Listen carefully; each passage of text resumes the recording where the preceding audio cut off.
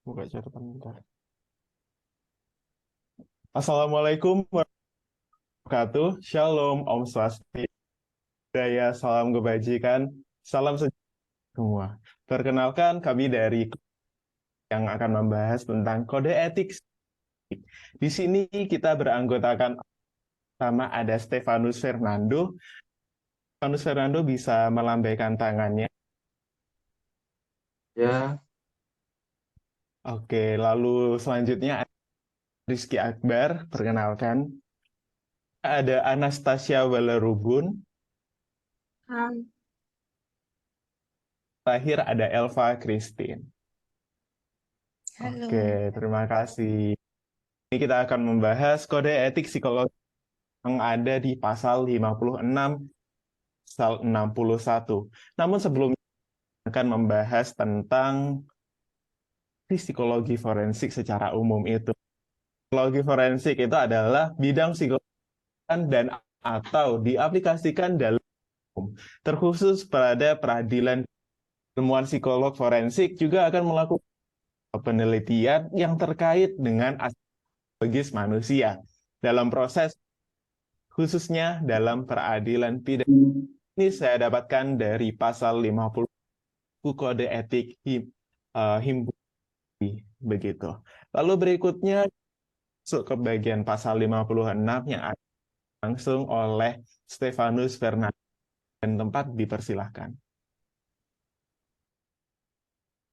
pasal 56 dalam psikologi forensik mengacu pada berbagai konsep atau prinsip dalam bidang tersebut. Sebagai contoh, salah satu penerapan pasal 56 bisa berhubungan dengan evaluasi kompetensi mental seseorang dalam proses hukum. Berikut adalah contoh kasusnya. Seorang tersangka dalam sebuah kasus kriminal menunjukkan tanda-tanda gangguan mental yang serius. Dalam hal ini, seorang psikolog forensik dapat diminta oleh pengadilan untuk mengevaluasi apakah tersangka tersebut memiliki kapasitas mental yang memadai untuk diadili atau tidak, sesuai dengan pasal 56. Evaluasi psikologis ini akan mempertimbangkan berbagai faktor seperti riwayat kesehatan mental, kondisi psikologi saat ini, dan kemampuan untuk memahami proses hukum serta mempertahankan diri. Untuk yang berikutnya adalah pasal 57. Pasal ini dalam psikologi forensik merujuk pada analisis profil psikologi seseorang yang terlibat dalam tindakan kriminal atau perilaku antisosial. Berikut adalah contoh kasusnya. Seorang tersangka telah ditangkap atas dugaan melakukan serangkaian tindakan kriminal, seperti pencurian dengan kekerasan. Seorang psikologis forensik dapat diminta oleh pihak berwenang untuk melakukan analisis profil psikologis tersangka sesuai dengan pasal 57. Analisis ini akan melibatkan pengumpulan informasi tentang latar belakang, pola perilaku, dan faktor-faktor psikologis lainnya yang memungkinkan mempengaruhi perilaku kriminal tersangka. Dengan demikian, penerapan pasal 57 dalam psikologi forensik memainkan peran penting dalam memahami dan mengelola risiko kriminalitas serta membantu proses hukum dan menilai kasus-kasus yang kompleks. Untuk pasal 58 sampai 60 akan dijelaskan oleh rekan saya.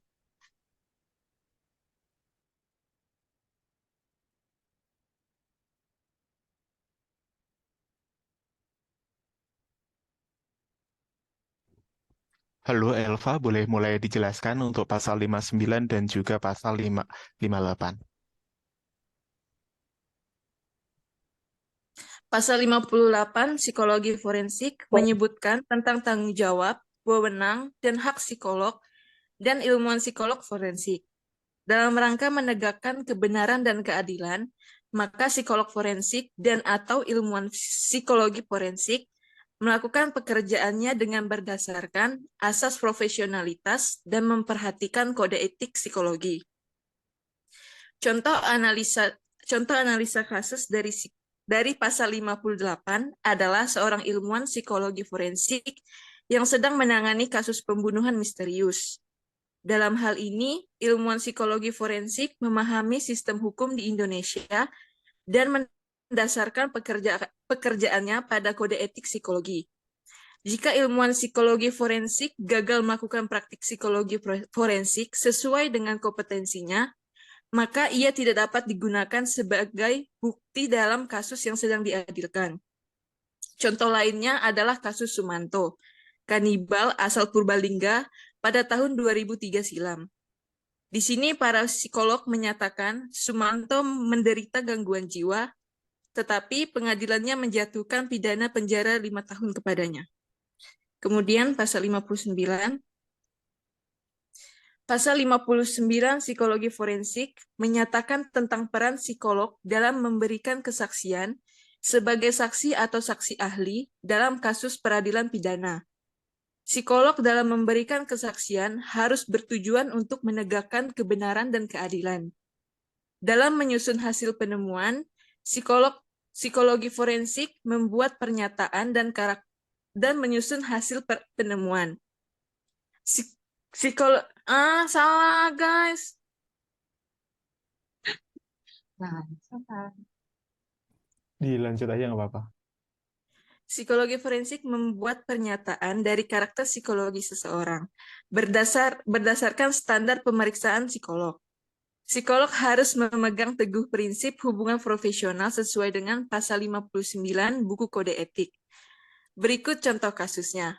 Seorang psikolog yang diminta untuk memberikan kesaksian sebagai saksi ahli dalam sebuah kasus pembunuhan dan juga seperti pada kasus Setia, seorang ilmuwan psikolog forensik yang sedang menangani kasus pembunuhan misterius. Dalam hal ini, psikolog harus memperhatikan bahwa kesaksian yang diberikan harus bertujuan untuk menegakkan keadilan dan kebenaran, dan harus memperhatikan standar pemeriksaan psikolog dan kaidah ilmiah psikologi. Jika psikolog tidak memperhatikan kode etik psikologi, maka kesaksian yang diberikan dapat menjadi konflik dengan aturan hukum yang berlaku di Indonesia. Selanjutnya akan dijelaskan oleh rekan saya. Untuk pasal 60 menyebutkan bahwa psikolog dan atau ilmuwan psikologi harus menghindari untuk menjalankan peran majemuk. Bila peran majemuk terpaksa dilakukan, jelasan masing-masing peran harus ditegaskan sejak awal. Dan tetap berpegang teguh pada asas profesionalitas, objektivitas, serta mencegah dan meminimalkan kesalahpahaman. Berikut contoh kasus. Terdakwa kasus pembunuhan Brigadir J, Richard Eliezer, selalu mengaku dirinya mengalami superior order dari Verdi Sambo. Ahli psikologi forensik Reza Indragiri mengatakan jika unsur superior order defense ini berhasil dibuktikan, hukuman berada E bisa diringankan. Dalam kasus ini, pelaku serta menjadi korban dari dalam kasus ini tak bisa menolak tindakan yang disuruh atas pelaku, sehingga beliau mengalami superior order defense yang akhirnya beliau menjadi saksi ahli dan serta menjadi pelaku serta korban yang membantu membukakan bukti-bukti dari kejahatan tersebut dan memberikan kunci-kunci dari kejahatan tersebut. Dan pasal 61 akan diteruskan oleh teman saya. Oke, baik. Terima kasih untuk pemaparan materinya tadi. Lalu kita akan berlanjut kepada pasal yang terakhir, yaitu pasal 61. Di mana pasal 61 pernyataan melalui media terkait dengan psikologi forensik menyatakan bahwa psikolog dan atau ilmuwan psikologi yang melakukan layanan psikologi dapat memberikan pernyataan pada publik melalui media dengan mempertimbangkan dua hal. Di antaranya adalah yang pertama, hanya psikolog yang melakukan pemeriksaan psikologi terhadap kasus hukum. Mengapa demikian? Karena Kode Etik Psikologi Indonesia yang ditanganinya yang dapat memberikan pernyataan di media tentang kasus tersebut. Tentunya juga orang tersebut juga sudah harus memiliki gelar psikolog sebelum dapat melakukan suatu asesmen atau pemeriksaan. Lalu yang kedua ada psikolog dapat membuat pernyataan di media tentang suatu gejala yang terjadi di masyarakat. Maksudnya di sini adalah, jika ia tidak melakukan pemeriksaan psikologis, maka ini harus dinyatakan pada media, Dan pernyataan yang disampaikan itu juga bersifat umum dan didasarkan pada kaidah prinsip psikologi sesuai dengan teori dan atau aliran yang diikuti. Pernyataan di media harus mempertimbangkan kepentingan masyarakat juga. Hak subjek yang diperiksa seperti asas praduga tak bersalah pada pemeriksaan psikologis pelaku atau hak untuk tidak dipublikasikan. Dan juga ini telah mempertimbangkan batasan kerahasiaan sesuai dengan pasal yang sudah tertera pada buku kode etik ini. Contoh kasusnya seperti yang sudah terdapat di layar, setelah mengikuti tahapan persidangan, terdakwa Richard Eliezer akhirnya mendapat vonis hukumannya pada hari Rabu 15 Februari 2023. Majelis hukum memutuskan bahwa Richard Eliezer terbukti terlibat dalam pembunuhan berencana dan menjatuhkan hukuman penjara selama 1 tahun 6 bulan. Meskipun demikian, hukuman tersebut dianggap ringan karena pihak Eliezer membantu pihak berwajib selama persidangan untuk mengungkap kasus pembunuhan tersebut. Lalu terakhir mengenai analisisnya. Dalam analisis pernyataan di atas, memberikan suatu penjelasan bahwa sang pelaku berani memberitahukan bukti-bukti dari kejahatan yang membuka semua pembunuh berencana, yang memberitahukan penjelasan dan bukti dari kasus yang dilindungi oleh penguasa hukum dari pelaku dengan inisial E, dan akan diberitahukan kepada berita agar kasus ini tidak salah paham untuk masyarakat bagaimana terjadinya pembunuhan berencana ini. Begitulah dari kami dari kelompok 9B yang beranggotakan Stefanus Fernando, Rizky Akbar, Analisa Welerubun, dan juga Elva Christine mengenai kode etik psikologi forensik yang membahas dari pasal 56 sampai pasal 61. Kurang lebihnya kami mohon maaf. Demikian dari kami. Selamat siang, selamat sore, selamat malam. Terima kasih.